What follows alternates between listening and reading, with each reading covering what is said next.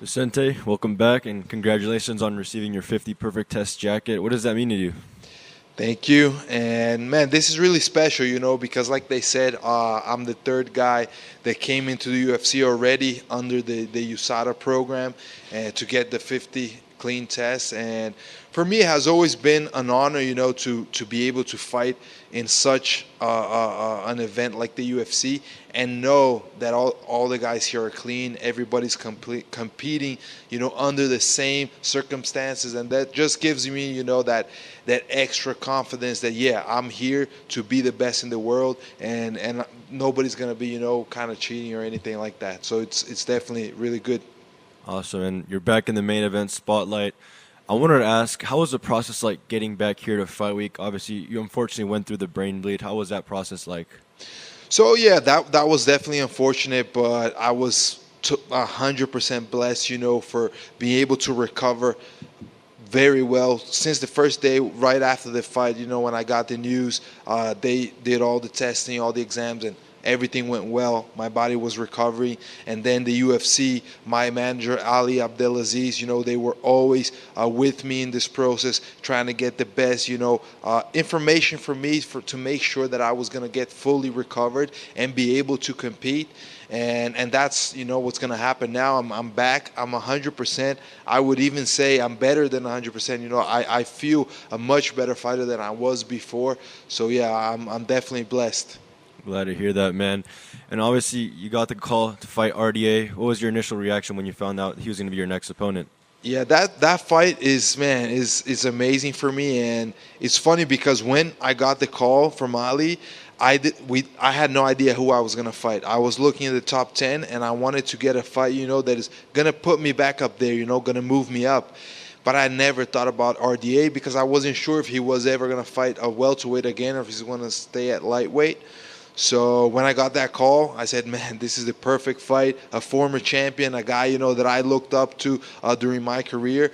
Definitely is a guy that I want to fight. And main event couldn't be better, 5 rounds for us to go in there and put on a great show. And obviously, the last two didn't go your way, but when you look back at those fights, is there any takeaways or anything you learned that will help you continue to develop as a mixed martial artist and ultimately get your hand raised on Saturday?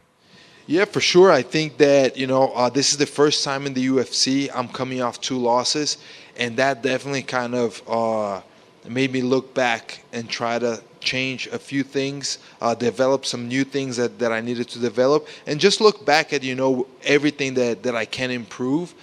And I took time as well, and that time was really good for me to work on all of this. So I definitely think like I don't like I hate losing, I hate losing, but sometimes they definitely come for good, and it has made me a better fighter. And your opponent RDA was in here not too long ago. He said that he believes his experience will ultimately help him get his hand raised. How do you think you're going to get your hand raised? So I definitely agree with him in the sense that he's more experienced guy, but at the same time, I think that I've been in 31, 32 MMA fights, if I count the ones in the Ultimate Fighter. So I got also experience on my side, and my plan is to go in there and try to beat him with all the tools I have. We're fighting MMA. He's an MMA fighter. I'm an MMA fighter. We both submit, finish, and if we need to, take it to the long run and use our hearts, we have that. So that's the fight I see, a fight that, two of us are really well-rounded, and it's going to be about who wants it more, and I believe I'm going to want it more that night. And last one for me. What would be a message you have for other fighters or athletes that are going through setbacks, kind of like you did with the brain bleed? I think that the biggest thing is, I would put two things. One is just trying to, everyone around you, that's really important. So my family was a big thing for me during this process. Everybody had my back, a lot of my coaches as well. And my manager, as I said, the people around you, that's super important. The more you can surround yourself with people that really care about you, that's a big thing. And second thing is God. That's something that I've always had. God has always been in my corner, always helping me and blessing me, and that faith kept me kind of like confident that I was going to recover, that I was going to get back here, and that I was going to do what I love once again. So those would be the two things. Hey, Vicente. Hey, what's up? How's dad life? That life is great. It's the greatest thing, man. You know, always having fun, seeing my little one getting bigger and bigger, and more energy. You know, he's jumping around, running everywhere. Now he stayed in Florida, back with his mom, but it's fun. I missed them, and yeah, after the fight, I get to enjoy that again. I wanted to ask a little bit more about the brain bleed. Like, how scary was that? I mean, especially like you're in combat sports, right? So your brain's gonna get hit again. So like, was there ever a thought like maybe I'm not gonna fight again? So the first reaction, like I wasn't really like I don't know why. In a way, I felt like it could happen just because I never been knocked out and I was hit a lot, and Jeff hits hard. So I'm like, okay, you know, I'm here in the hospital. They were taking long to like release me. I think something went on. So they told me, and I was like, okay, what do we have to do? For now, we're gonna just wait, see how it develops. And at that point, I was kind of like relaxed, and I was confident that I was gonna get better, and that was it. The days after that, so when I started, I was recovering and doing more exams and going to neurologists. That's when they told me, hey, so now we're gonna do all these testings to see if you can fight again. That got me worried because I think never in my life I thought that something could just take this away suddenly. Suddenly I'm not gonna do what I love anymore. So yeah, at that point I was kind of worried, but thank God every single exam they made just came back like, okay, you're getting better. Then okay, everything is healed. Like all last three exams I made, there's not even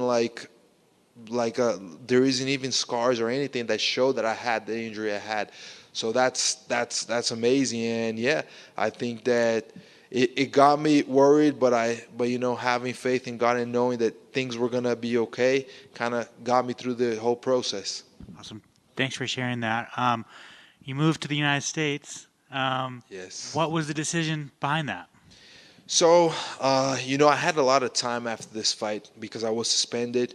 I took this suspension very seriously and positively for me to grow. So, first of all, I didn't spar for 6 months, and that gave me extra time to work and develop on techniques, and also to look back at my career and see certain things that I needed to do more. And one thing was to train more. I needed to be more at Kill Cliff with all those guys, with all the beasts. Only in the UFC, in the top 15 welterweight, me, Kamaru Usman, Gilbert Burns, Ian Gary, Shavkat. So only beasts over there, plus a whole bunch of other great guys at welterweight. And, having that every single day, not only when I have a fight, but every single day, I felt like that was the next step. Plus the coaches, all the coaches there are so experienced. So it just made sense in my mind. Also now with my kid, I think Florida and the United States is a great country to grow up in. I see a lot of my friends. Gilbert Burns has his kids here and they go to school. They do all the sports. I think that's great. So that's also me and my wife considered. It's going to be a good life for us. And we decided and then we moved. Yeah, it was good. Who were some of your main training partners for this camp? So for this specific camp, I worked a lot with Angel.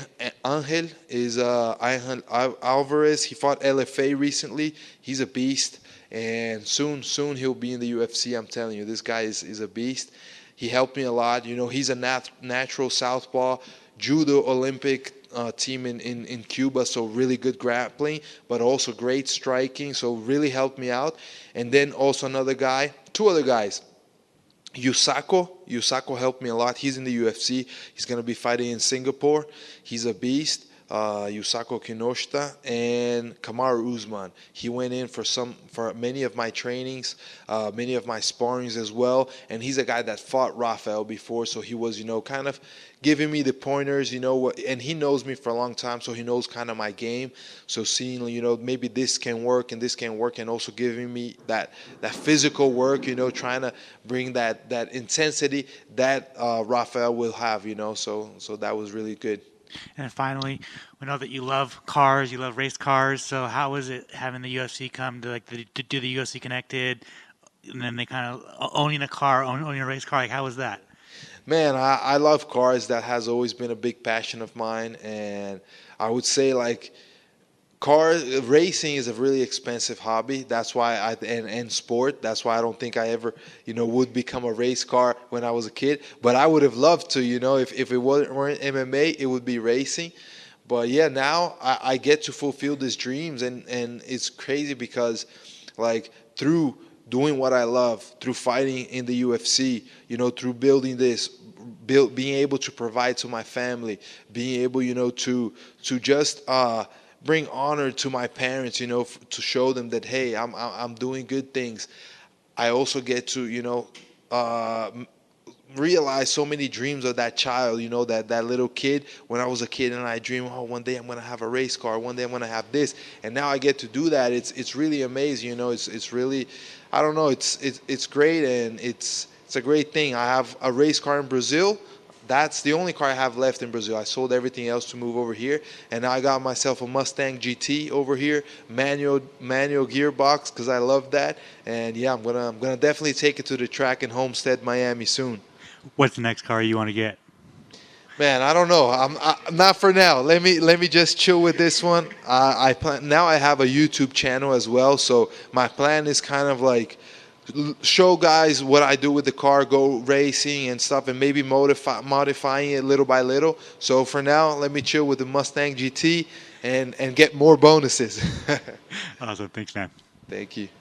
Vicente, I noticed you mentioned that I'm right here. Oh, okay, it's you. Okay. I saw that you just mentioned that you would have been interested in a race car driving career. Would that have been like open wheel, like Formula One, IndyCar, or would it have been like sports cars and stuff like that? Man, I love all of them. So Formula One is the highest level. I think the most technical. I love stock car racing. So NASCAR in Brazil, we have stock car with V8 engines as well. That's pretty fun. But I think that me, analyzing my fighting style, I think I would be a rally driver, because it's all about like improvisation and being, wild, not having fear. So I think I would be a rally driver. I'll be honest, I didn't think you were going to say NASCAR. I mean, have you been able to check out NASCAR here in the States? I haven't yet, but I do plan on doing that, especially like in Florida. We have Homestead, Miami. There's Daytona. There's so many tracks, so I do wanna go. I've been to one race in Florida. That was in Sebring, and it was the Ferrari Challenge, and it was amazing, to go there and see that. Yeah. And the last one is someone from Brazil. Did you look up to Ayrton Senna? Yes, definitely. That's my biggest idol, in sports, and I think especially because he brings much more than just a great athlete. He gave it all to the sport, including his life, unfortunately, at the end. But he gave it all, and he always went in there really to just show the whole Brazilians that we could do more, that we could, if we believed in our dreams, if we had faith and we worked hard, we could do more and accomplish things that people could never believe that we could. So that's why, he's definitely my idol, and the guy that I look up to the most as an athlete ever. Yeah. Awesome. Thank you. Thank you. Vicente, going back on the injury that you recovered from, not to rub it into the ground, but it's just such an interesting, injury. Did it feel any different, on injuries like that where you can't actually see? Sometimes, you don't really understand or you can't tell the severity. Did it feel anything different? Could you feel that something was going on, or did it just feel like, hey, I just took a beating in a fight? Could you tell that anything was going on? So it did feel different, and it's hard for me to say and have a difference between like I just took a hard beating or I have something serious, because I've never been knocked out. Right. That was the first time. And before that, I had only been knocked down by Wonder Boy and by Barbarina, if I'm not mistaken. I think that was it. And in training, I've never been knocked down. So for me, it's not something common. It's not a normal feeling. So definitely it did feel different. I cannot say it's because of the injury or it's because it was the first time I was knocked out, but it felt different. Like I was right as soon as I got out of there, I felt like kind of like, I don't know, don't feel like overall, I don't feel so good. And then later I kind of had a little bit of headache and that, and like just feeling, like I got hit in the head a lot. So you feel that for sure. And then finally, just when you were finally able to go back to training, what was the sort of, I guess, the doctor's orders going back into, how long before you were able to start sparring again, and how much sparring were you able to get into this camp before coming back into this? So the sparring, like there isn't a specific timing. So right at the start, like one month after the injury, I started doing like walking, running a little bit, more physical stuff. And that was the first kind of, month physical. So lifting weights, running and all that. Then I started getting into pad work, mitts and a little bit of grappling.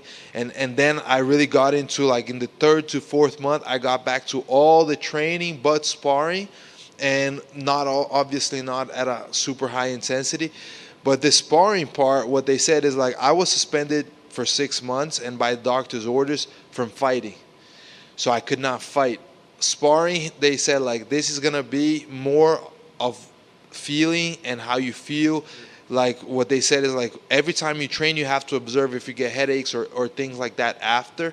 I didn't get any of that. So I could have sparred maybe before the 6 months. But what I chose is not to spar for 6 months, just so I really took that time.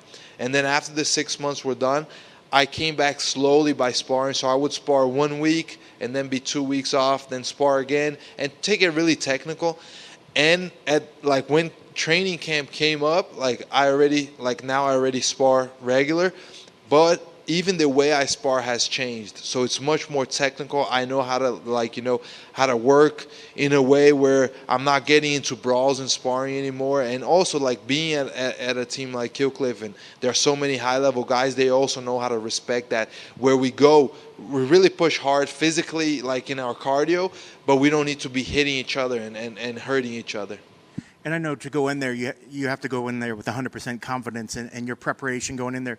But is there any point where something in the back of your head, until you take those first couple strikes, is that previous injury going to be on your mind at any point, until the fight gets going? I think that I cannot say yes or no for that. I think it's going to be definitely, I haven't fought since my last fight. This is going to be my first fight after what I went through. So there is a part that I'm only going to find out during the fight, that's for sure. But at the same time, like, I've always kind of worked a lot on my mental aspect, I have a psychologist, Luciana Castelo Branco, and she always, has helped me a lot with just knowing myself and knowing kind of my fears and facing them, instead of facing them, but in a way that I embrace it, So what I do understand now is, like, yeah, this is the first time I'm coming back, but hey, I did everything I needed to do before. So I am in the best shape I could be, So considering that, I'm very confident that I can go in there and perform really well. And when I get hit, if I get hit, we'll see what happens. That's great to hear. Best of luck on Saturday. Thank you. Hold on. Hey, thank you guys.